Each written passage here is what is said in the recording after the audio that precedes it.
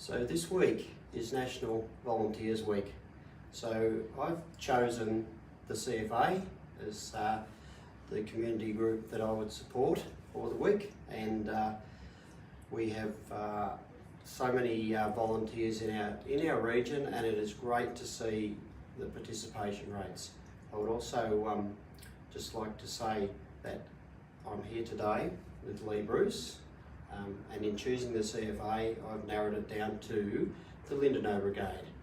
So Lee is captain of that Lindenow Brigade, and following in his father's footsteps, who has been a member of the brigade and still is for all his adult life. And I myself have served with his father Andy for over 50 years as volunteers.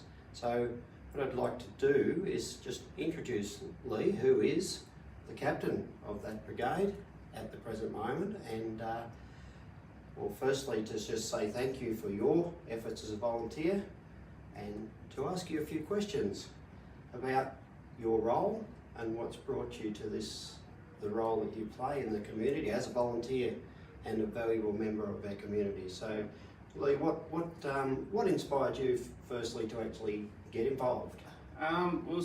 Thanks John, it was in the blood. I grew up around CFA from a toddler, and I find it very interesting working with different people with experience from all walks of life.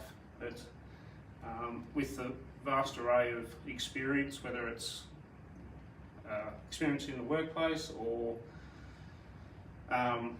just life in general, generally there's not too many problems you can't nut out within the brigade or at an incident.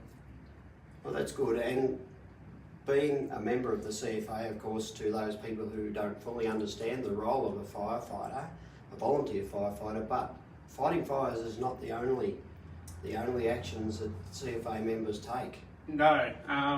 So predominantly we respond to grass and scrub fires. Motor vehicle accidents is another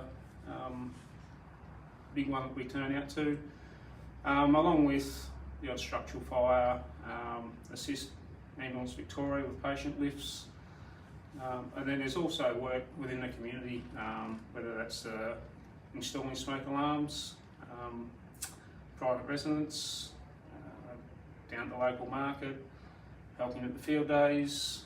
Yeah, there's so much more than just jumping on the big red truck. And of course, at the other end of the spectrum, not associated with fire, but we have floods periodically, and of course the CFA have a big involvement in protecting people from the floods and traffic management. Yeah, true. Yeah, and with that,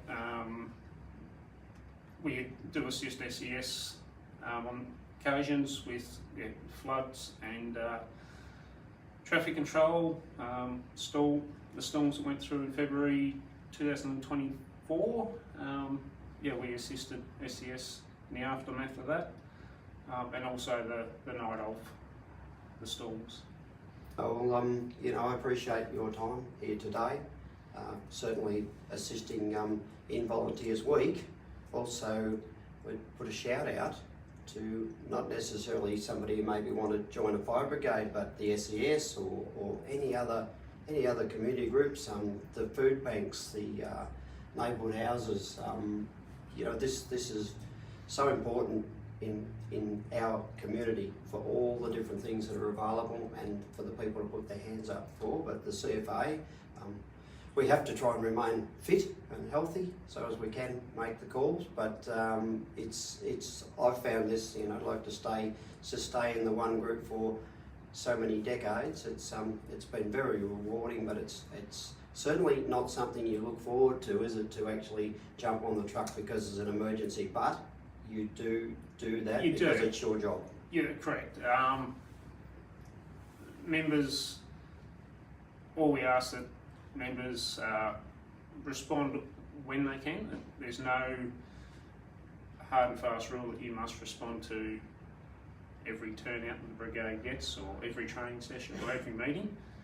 You give what you can, and we're volunteers. We all have work commitments, family commitments, other commitments with other committees and volunteer organisations. So yeah, it's every volunteer group that I've associated with in the last 5 years is the common theme is that volunteerism is slowly dwindling, and we really need to start to increase volunteer numbers now going forward before we lose another of the next generation.